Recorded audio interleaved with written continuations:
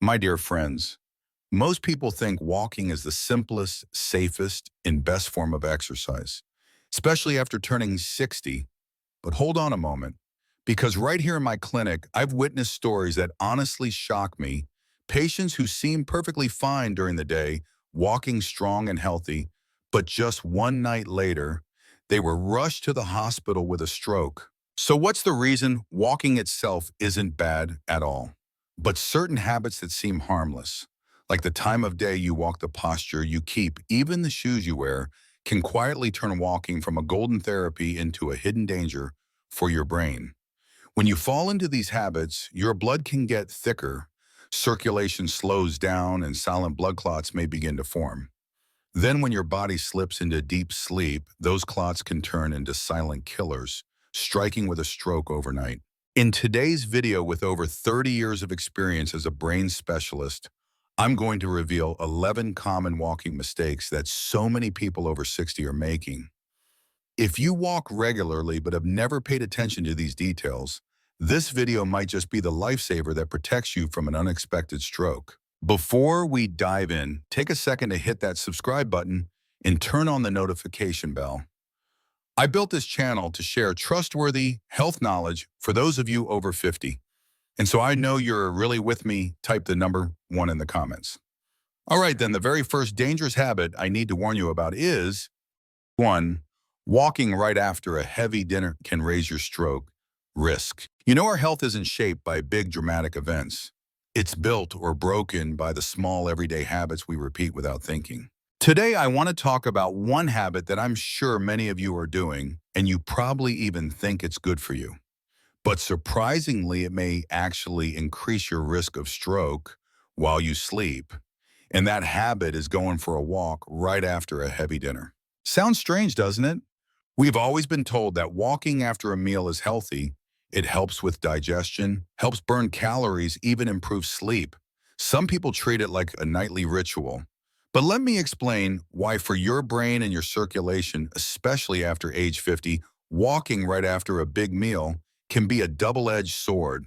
Picture this: you've just finished a heavy dinner, maybe a big plate of pasta with meat sauce or a large steak with mashed potatoes.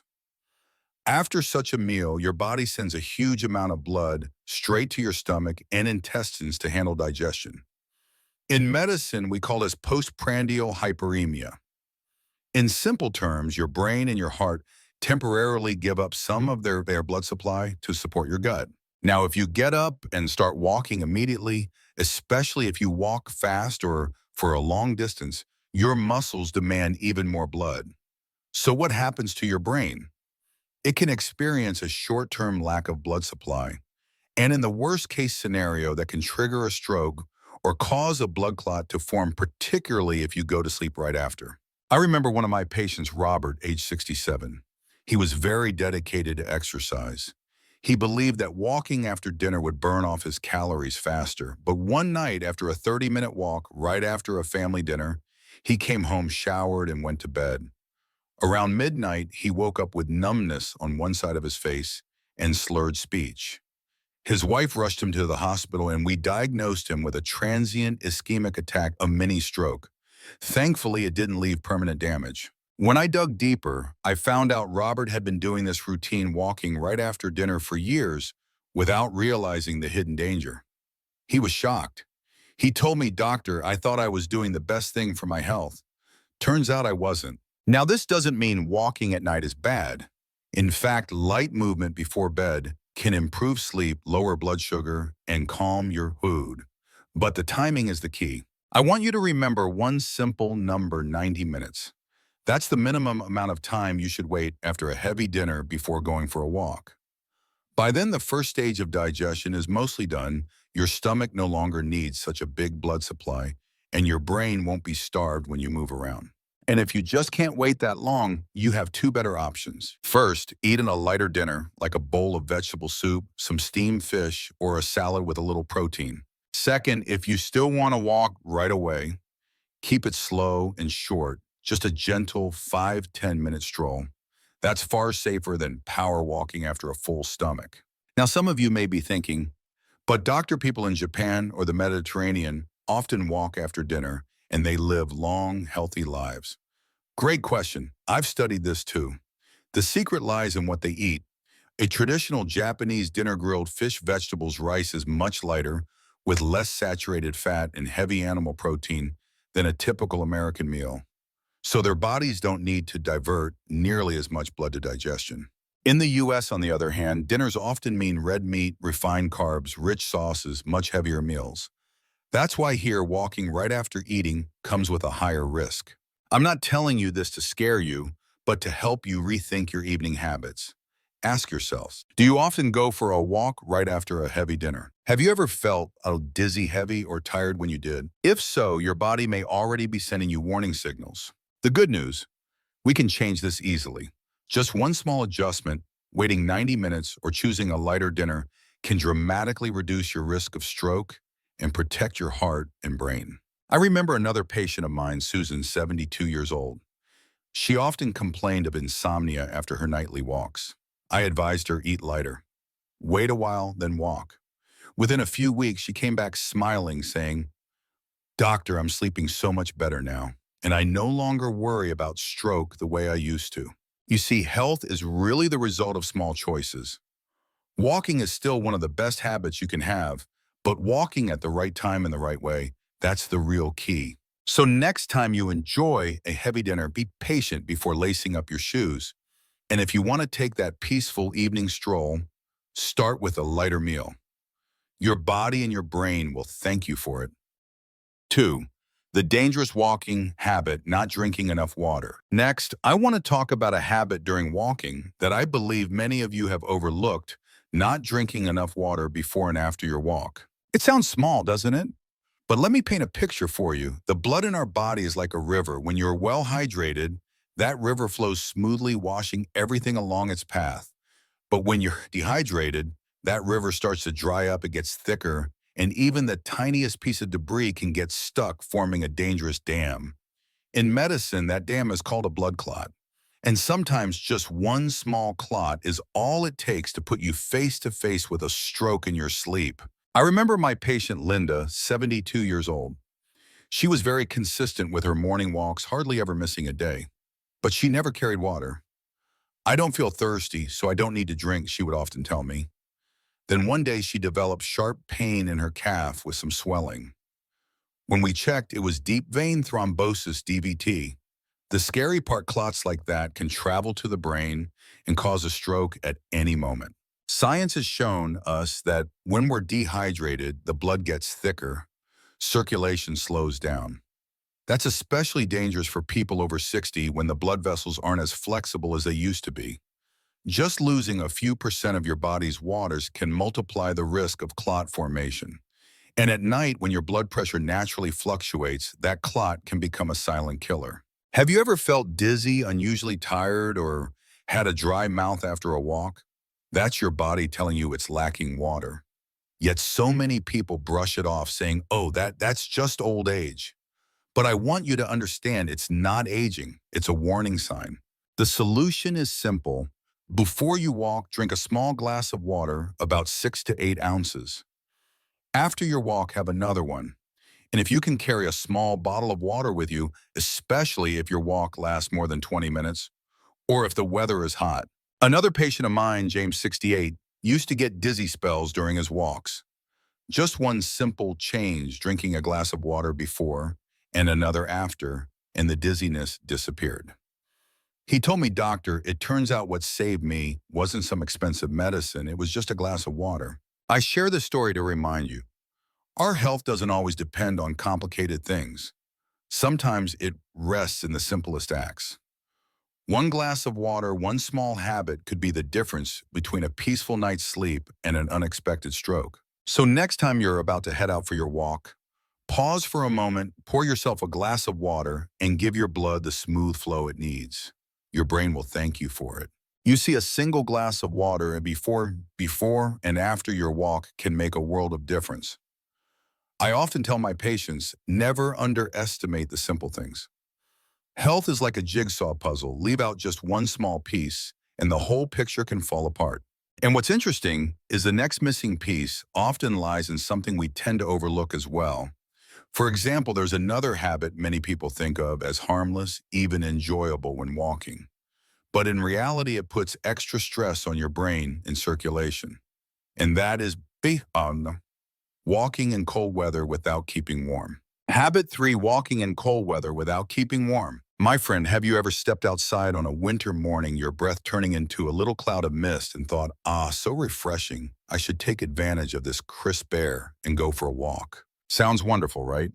But I want you to pause for a moment and ask yourself, is that walk truly a gift for your health, or is it a hidden shock to your heart and brain? I've worked with people over 50 for more than 30 years, and I've seen this again and again. Patients are surprised when I tell them that walking in cold weather without keeping warm properly can raise their risk of stroke in just one night. It may sound unbelievable, but the science is very clear. When it's cold, our blood vessels naturally react by tightening up to preserve body heat. This is called peripheral vasoconstriction. Sounds simple, but the cost can be high. As those vessels constrict, blood pressure shoots up. The heart has to pump harder, pushing blood out with greater force. Now what happens if your arteries already have plaque buildup, which is very common after age 50? That extra pressure can knock a piece of plaque loose, sending it downstream to form a clot. And if that clot travels to your brain, a stroke can happen overnight. I want you to picture this. You finish your walk feeling just a little tired, nothing unusual. You sip a cup of hot tea, go to bed early. But while you sleep, your body is battling a clot you don't even know exists. And the next morning, you either wake up with numbness on one side, or worse, you don't wake up at all. This isn't meant to scare you, it's something I've actually seen happen. One of my patients, John, age 67, loved his early morning winter walks. He usually wore just a light jacket thinking, I can handle the cold, I'll be fine. But one morning when the temperature dropped to 30 degrees that evening, he suffered a transient ischemic attack, a mini stroke. Thankfully, he got to the hospital quickly and recovered. But from that day forward, he never underestimated the cold again. He told me, Dr. Mitchell, I thought I was strong. I never imagined one walk could change my life. Do you ever find yourself being that confident? We often think walking is light, harmless, can't possibly hurt us. But it's exactly those harmless habits that are most dangerous because we don't see them coming. So here's a very simple rule I want you to remember. Keep warm before you step outside into the cold. A thick coat, a scarf, gloves. These small things can protect your heart and brain. I often advise my patients to warm up indoors. First, gentle stretches, joint rotations, or even marching in place for 5 minutes before opening the door. Your body needs to wake up and heat up before facing the cold. And here's something else important: timing. Early mornings or late nights are when temperatures are coldest and the risk is highest. If possible, go for your walk after the sun is up when the air is a little warmer. Don't force yourself to walk at 5 a.m. just because you think it's healthier. The best time is the safest time for you. I once spoke with a group of stroke survivors, and they all shared one thing in common. They had underestimated small details. One hadn't drunk enough water. Another loved walking in the cold without dressing warmly. Both thought it's probably fine. And that probably fine turned into a life-changing event. You see, health isn't usually destroyed by big storms. It's the little drafts we ignore. A scarf can lower your stroke risk. A pair of gloves can keep your blood vessels from constricting too much. And one simple decision to walk after sunrise instead of in freezing dawn can protect both your heart and your brain. So the next time you're about to walk in winter, stop for a few seconds and ask yourself, am I warm enough? Could I wait a little longer until the weather's safer? Don't dismiss those small questions. Sometimes they determine whether you walk safely or not. At age 60 or 70, this isn't the time to test your toughness against the weather. It's the time to be smart, to listen to your body, and to care for it with wise choices. Walking is still a wonderful gift, but only if you know how to shield yourself from these hidden risks. And let me leave you with a line I often repeat. You can't control the weather, but you can control how you walk in it. And if you think habit 3 is surprising, just wait until you hear habit 4. It's even more common, and many people don't realize it could raise their stroke risk overnight. We'll uncover that in the next part. By the way, if you're still with me and finding these tips helpful, drop a number 1 in the comments below. That lets me know you're here listening and truly care about your health. Habit 4, wearing the wrong shoes. You know, the shoes we choose for walking are a lot like a silent companion. Pick the right pair and they support every step, making your walks light and safe. Pick the wrong pair and they can turn into an invisible enemy, quietly wearing down your health and even raising your stroke risk without you realizing it. I remember a patient of mine named George, 67 years old, a retired construction engineer. He had a daily habit of walking around his neighborhood every evening. One day, George came to see me with swollen legs, heavy calves, and pain that wouldn't go away. He thought it was just age or maybe over-exercising. But when I ran some tests, the results showed deep vein thrombosis, blood clots forming in his leg veins. And the surprising cause, not some complicated disease, but simply his old worn-out shoes that no longer supported his arches for months. Picture this: when shoes are too tight or the soles are worn down, your feet lose proper support. Each step puts uneven pressure on the blood vessels in your legs. Circulation slows down blood pools in the veins, and that stagnant blood can turn into dangerous clots. And those clots don't always stay in your legs. They can travel to your lungs, your heart, or your brain, leading to serious conditions like pulmonary embolism, heart attack, or stroke. You might think shoes only affect comfort, but the truth is they also affect circulation and even nerve health. I once read a study showing that people who wore poorly fitted shoes long-term had higher rates of circulation issues, peripheral nerve pain, and even falls. So let me ask you, are you holding on to an old pair of shoes just because they feel broken in? Even though the soles are flat, the support is gone, or they hurt your heels every time you walk? If so, pause and think for a second, because that familiar comfort might actually be harming you more than helping you. The fix is simple. A good walking shoe doesn't need to be expensive, but it should have good cushioning, arch support, and fit your foot properly.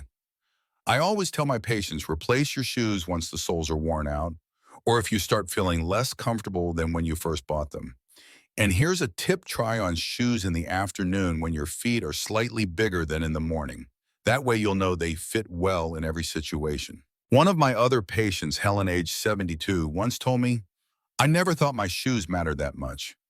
But when I switched to a pair with proper arch support, I felt like I was 10 years younger. Walking became a joy, not a burden." Hearing her say that made me smile, because sometimes better health comes from the smallest changes. So here's what I want you to remember: walking is a wonderful gift for your brain and heart. But if you ignore your shoes, the companion you take on every step, that gift can turn into a hidden danger. Listen to your feet. They speak to you every day. And sometimes just by changing your shoes, you can make a huge difference for your health and your future. Habit 5, walking with your head down and back hunched. Have you ever paid attention to how you walk? I'm not talking about speed fast or slow, but about how you hold your head, your shoulders, and your back. Many older adults tend to look down while walking, sometimes out of habit, sometimes out of fatigue, or just to make sure they don't trip. Sounds harmless, right? But here's the truth: that posture can quietly increase your stroke risk. I remember one of my patients, Linda, age 71. She was very active and loved her morning walks, but her family noticed she often complained of dizziness afterward. When I observed her, I saw she always walked with her neck bent low, almost leaning forward. She told me, "Doctor, I keep my head down so I don't fall. I feel safer that way." Sounds logical, doesn't it? But in reality, that habit was restricting blood flow to her brain. When we bend our neck too far forward or hunch our back, the carotid arteries in the neck, the main highways carrying blood to the brain, get compressed. Think of it like squeezing a garden hose. The water still flows, but weaker and slower. And if that hose already has buildup inside like plaque and aging arteries, even a little extra pressure can almost block the flow. That's exactly what happens in older adults. Plaque is already there, and constant head-down walking raises the risk of reduced blood flow, dizziness, clot formation, and eventually stroke. Picture this. You're walking in the park, eyes glued to your shoes. At first, your neck just feels heavy. But after a few minutes, your heart has to pump harder to push blood to the brain. Your brain gets less oxygen. And later that night, while you're asleep, that silent lack of blood flow could set the stage for a stroke. The sad part, most people think it's just bad posture. But in reality, it's directly tied to brain health. I once read a small study showing that older adults who walked with hunchbacks and bent necks had higher rates of dizziness falls and circulation problems in the brain. So let me ask you, have you ever felt neck stiffness, tight shoulders, or dizziness after a walk? If yes, posture might be the hidden culprit. And trust me, sometimes just a small adjustment in how you hold your head and shoulders makes a world of difference. One of my other patients, Richard, age 69, used to hunch a lot when he walked. I taught him a simple trick. Imagine a gentle string pulling the top of your head toward the squeeing. Don't stare at your feet, look a few yards ahead, and open your shoulders as if you were welcoming the sunlight. He practiced this for a few weeks, and when he came back, he told me, David, walking feels so much easier now. I even feel more confident, like I've gotten younger. That moment reminded me of a small life philosophy. Posture isn't just about the body, it's also about the spirit. When you lift your head, you're not just opening the pathway for blood to the brain, you're opening yourself up to life.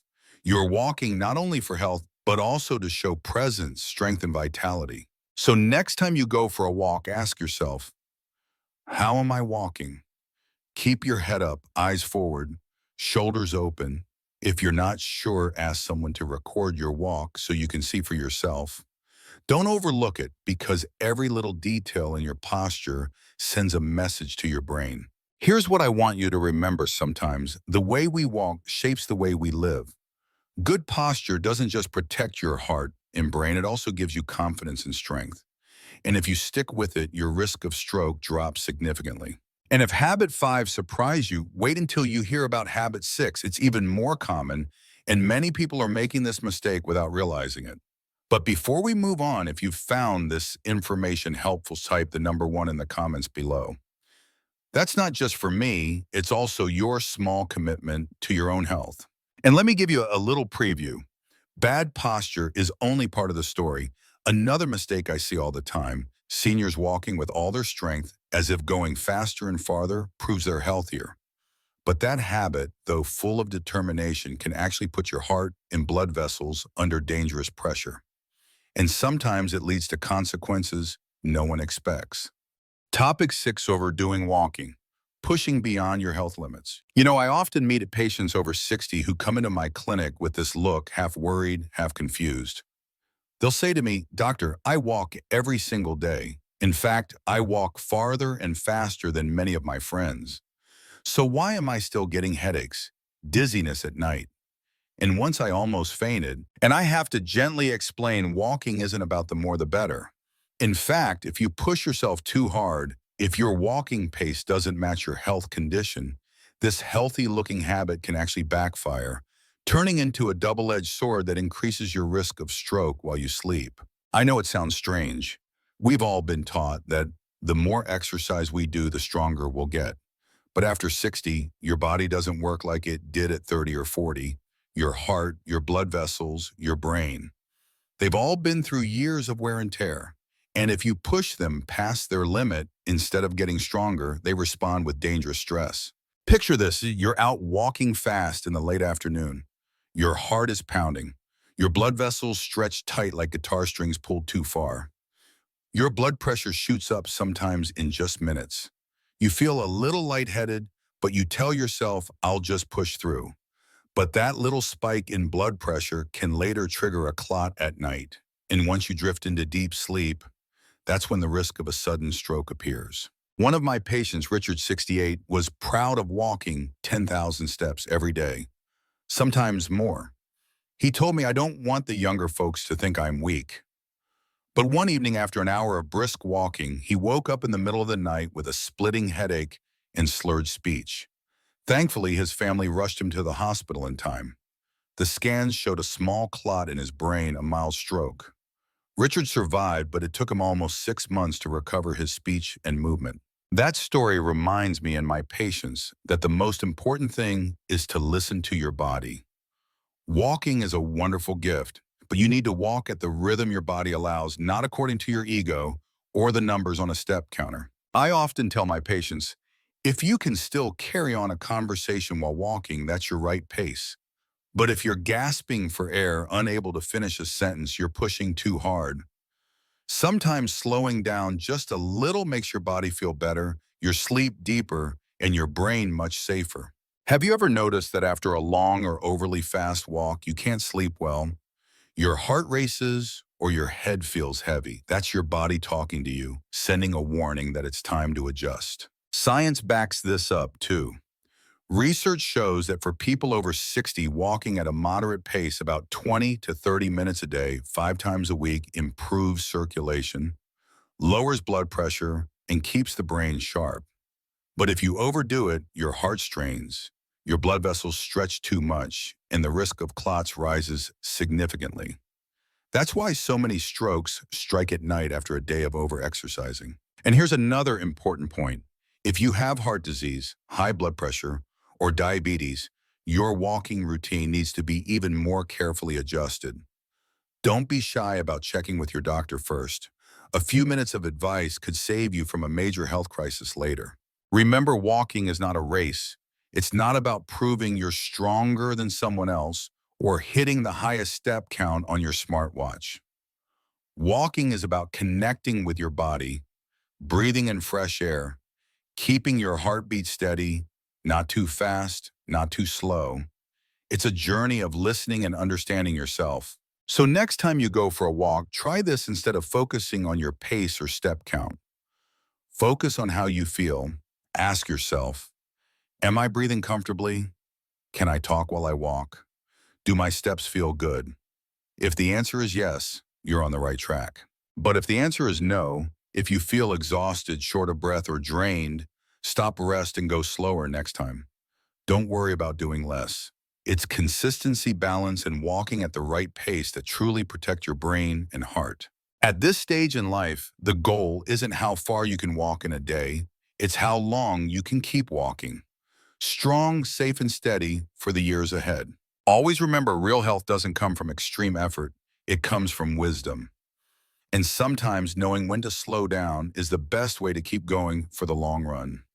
Habit 7. Walking alone without a companion. My friend, I want you to pause for a moment and picture this. It's late afternoon, you step out of your house, the breeze is gentle, and the familiar road stretches out ahead. You think walking alone will give your mind some peace and quiet, but then mid-step you suddenly feel dizzy, your arms and legs out of control.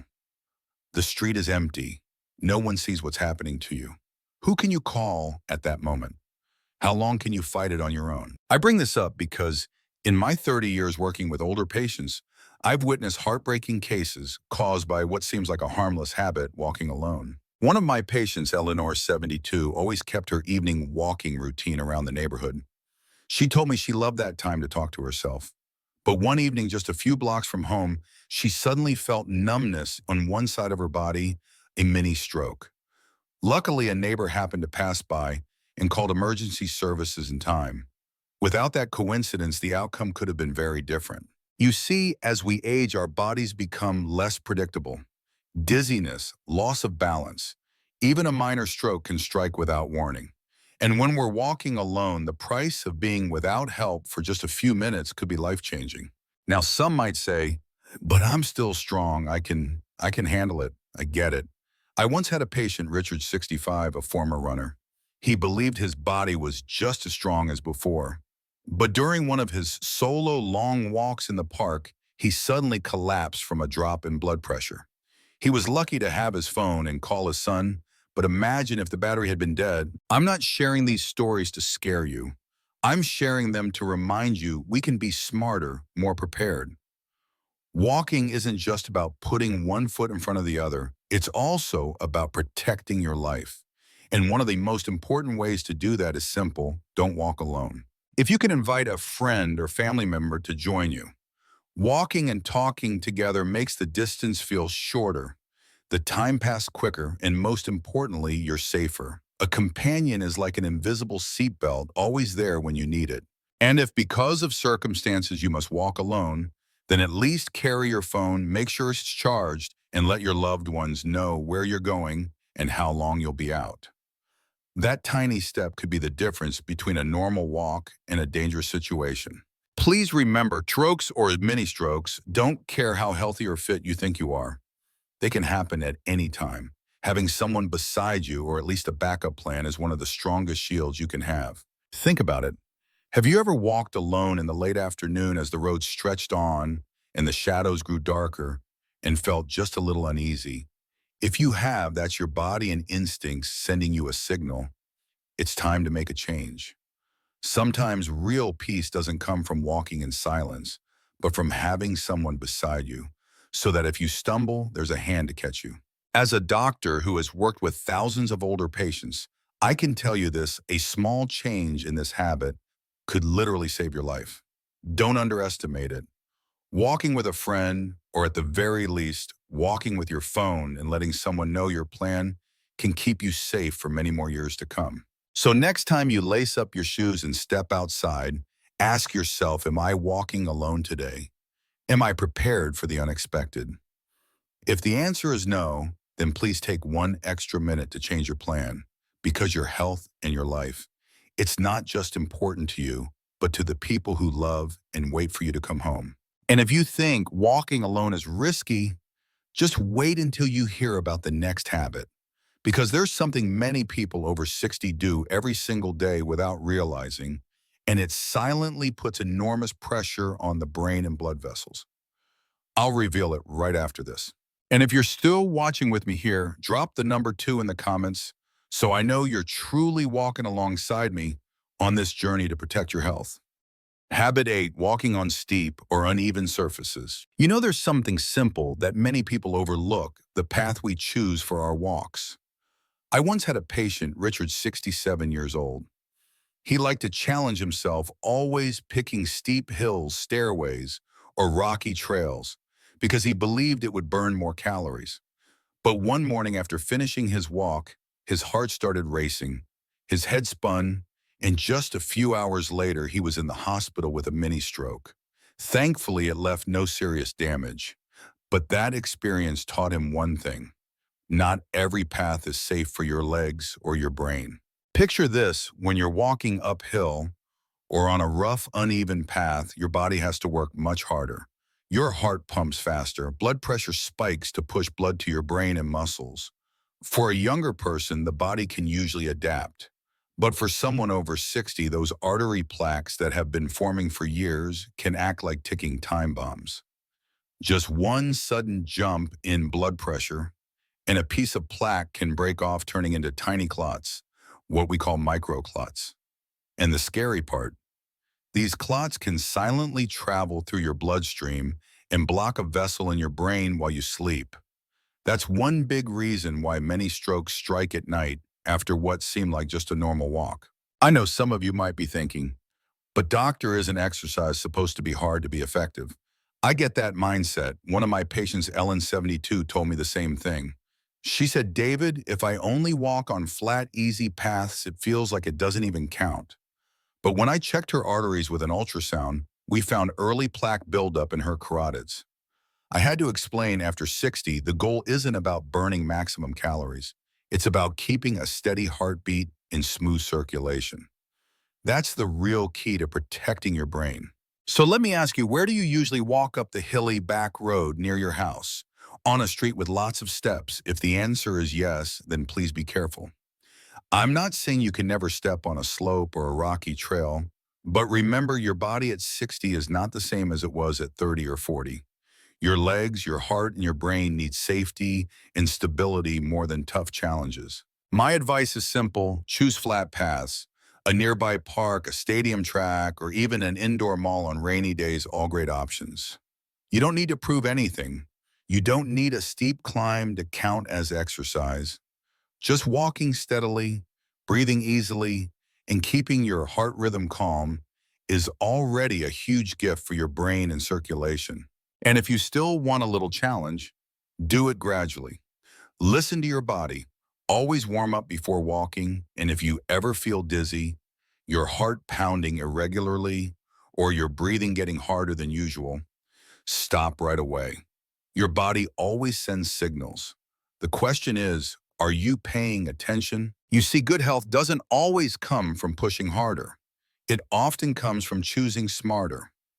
I often tell my patients a smooth, flat path can give you many more years of healthy living. A steep hill, on the other hand, can take just a few minutes to damage your arteries. The choice is in your hands. Now, walking up hills or rough terrain might make you feel strong, even youthful, like you've still got that spark of energy. But the truth is, after 60, our bodies don't bounce back the same way. One slip, one sudden spike in heart rate, and the risks can be far greater than we realize. That's why choosing safer, flatter paths is not a sign of weakness. It's a sign of wisdom. But here's the thing. Even if you choose the flattest, safest path, there's still another silent enemy waiting outside sunlight. Most people think the sun just tans the skin or makes us squint. But in reality, UV rays can actually damage blood vessel walls and contribute to dangerous clot formation. And that's exactly why I want to share Habit 9 with you. Habit 9. Not protecting yourself from the sun. Do you remember the last time you went out for a walk under the blazing summer sun without a hat or sunglasses? Maybe you thought, it's just a few laps, I'll be fine. I've heard that exact line from my patients many times. And honestly, I used to think the same way when I was younger. But after 30 years of working with people over 50, I've learned something important. The sun doesn't just darken or wrinkle your skin, it quietly damages your blood vessels and even your brain. Let me paint a picture for you. Think of UV rays as invisible needles. They pierce through your skin, sneak into those tiny blood vessels underneath, and weaken their walls.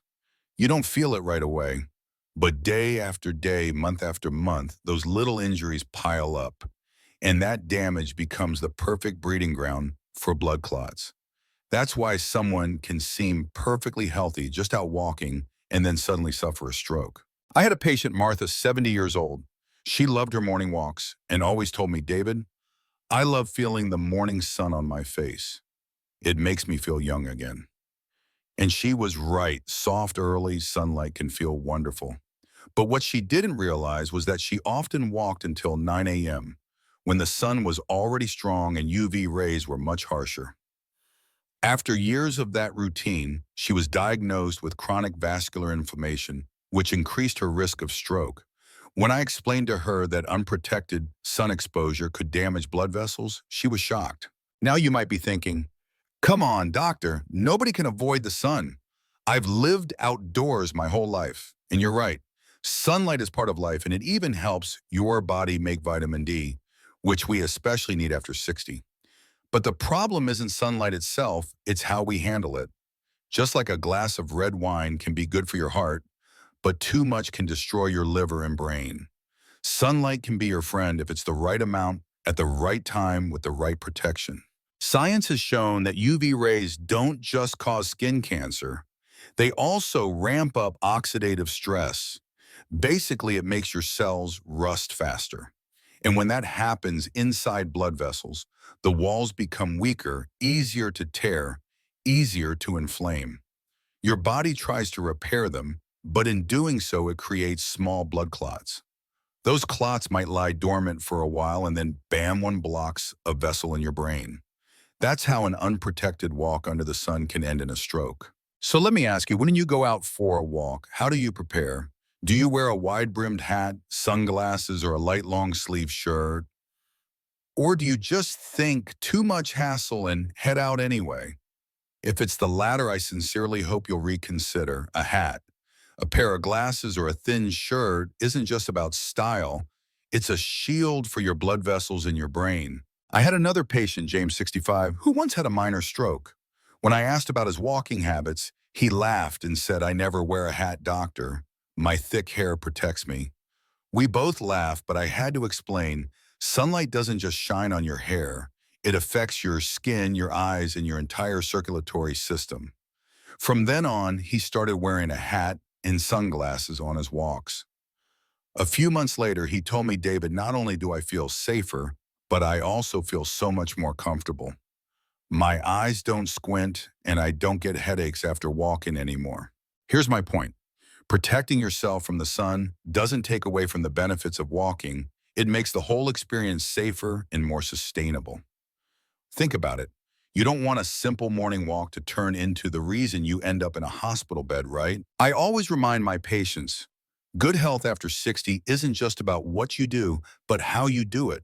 Walking is a wonderful gift to your body, but walking with awareness with protection, that's what truly keeps you safe. So next time you lace up your shoes, remember to bring your hat, your glasses, or that light long sleeve shirt.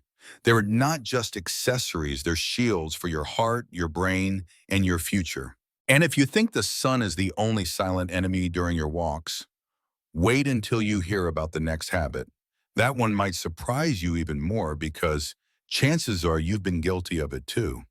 Habit 10, walking with a distracted mind. Have you ever noticed that sometimes you're walking, but your mind is somewhere else? Maybe you've got loud music in your ears, you're chatting on the phone, or you're lost in thought about what's for dinner. Your legs keep moving, but your mind isn't really with your body. Picture this, you're walking down a familiar path. The late afternoon sun is soft, a breeze brushes past your face. Your favorite song is playing and you smile as you drift into the melody. But right at that moment, your body sends you an important signal, a brief dizzy spell, a tingling in your hand, or a quick blur in your vision. These tiny warnings, sometimes lasting only a few seconds, can be a golden opportunity to prevent a real stroke. But if your mind is distracted, you'll miss them. I once had a patient named Michael in his early 60s. He walked every day several laps around the park. But he had this habit, he always walked while talking on the phone with friends. One day his left hand suddenly felt weak. He brushed it off, thinking it was just from holding the phone too long. He ignored it.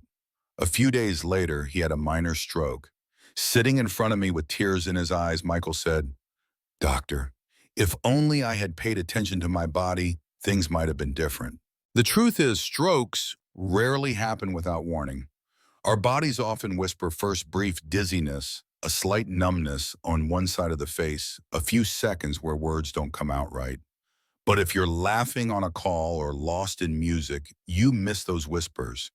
And once missed, that chance doesn't come back. Science shows that focus and body awareness are critical in stroke prevention. When you walk, your brain needs to stay in sync with your steps and your breath.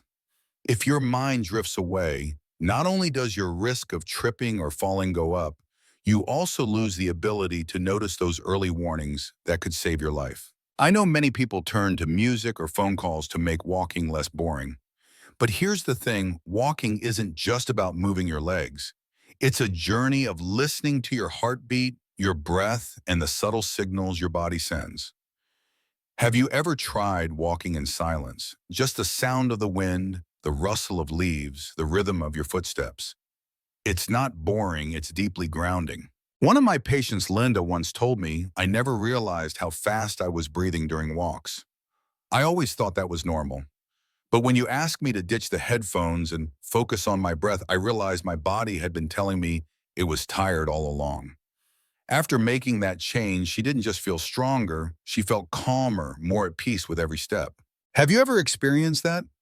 Walking, but it feels almost like meditation, like a quiet conversation with yourself. In those moments, each step nourishes not only your body, but also your soul. And here's the amazing part, that awareness could actually save your life. So let me emphasize this. Walking mindfully, keeping your mind with your body, is one of the simplest yet most powerful ways to protect your brain. Every time you notice your breath, check in with your heartbeat or pay attention to a new sensation in your body, you're adding a shield against stroke. So next time you head out for a walk, try this. Leave the phone in your pocket, turn the music down, and just be present. Let your eyes take in the trees and the sky. Let your ears catch the sounds of daily life around you. And let your heart be heard. Because in the end, good health isn't just about how many steps you take. It's about the connection between your mind and body in every single one of those steps.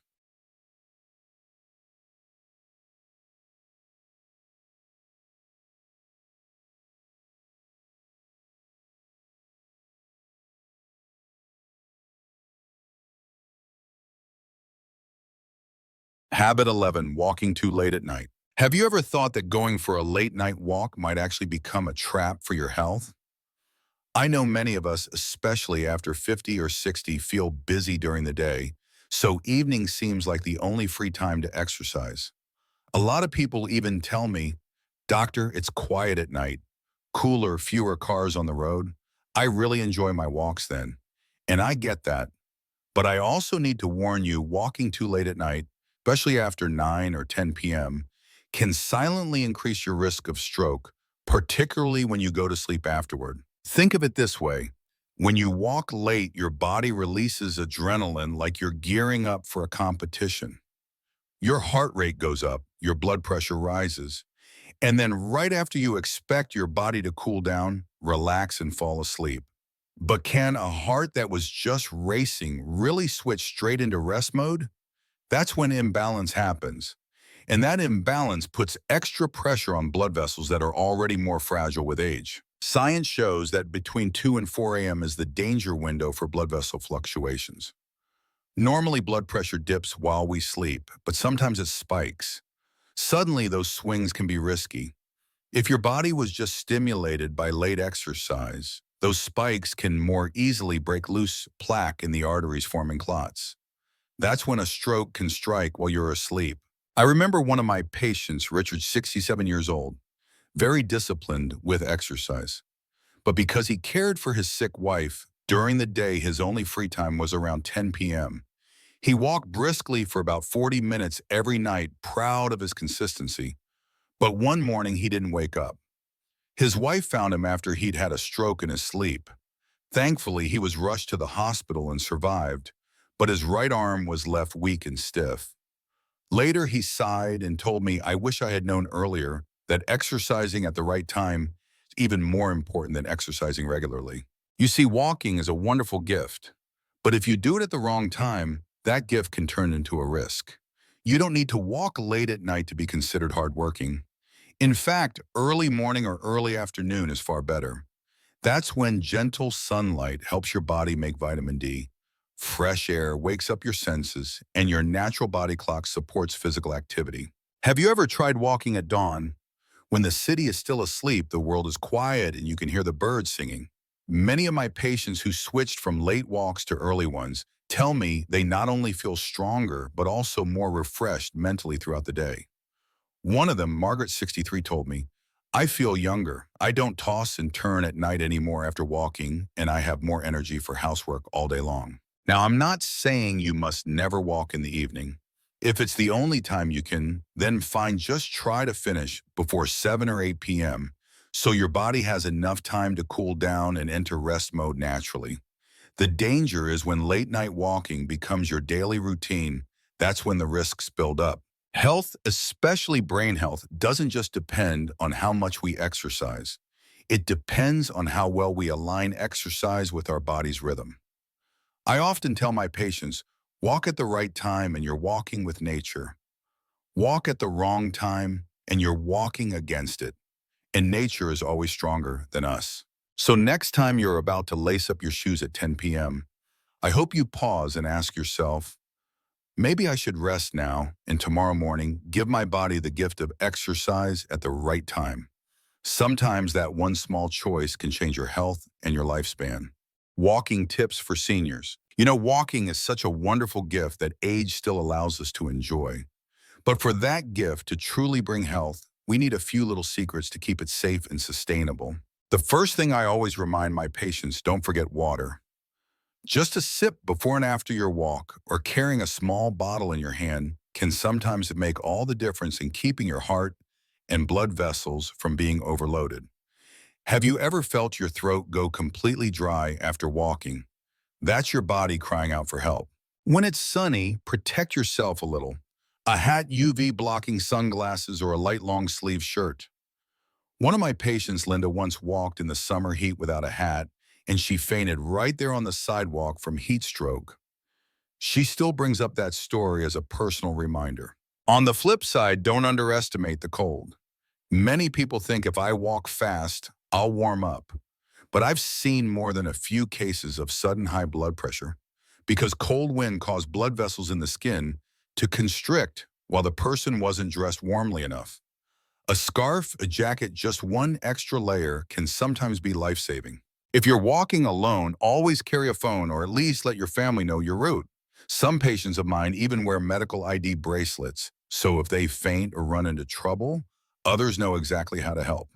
And of course, walking with friends is even better, safer, and the miles fly by when you're sharing stories and laughter. Another thing I really wanted to stress, don't head out right after a heavy dinner. Think about it, your stomach is already working at full capacity, and then you add extra stress on the heart and blood vessels. Give it at least 90 minutes to digest before walking. And while you're walking, remember, move with your own strength. Keep your back straight, your head up, don't slump your shoulders. Good posture doesn't just look better, it lets your lungs expand and helps blood flow more smoothly. Wear shoes with good support, and if possible, have a physical therapist check your gait once in a while. Lastly, choose safe, well-lit flat paths. Avoid steep hills or rough, uneven ground, because after 60, even a small fall can become a big turning point in your life. And don't shut out the world completely with headphones. Stay alert, keep your eyes and ears open to what's happening around you. Walking isn't a race, it's a slow, steady journey to connect with yourself, with your breath, with life. And with just a little extra care, every single step becomes a way of saying thank you to the body that has carried you through so many years.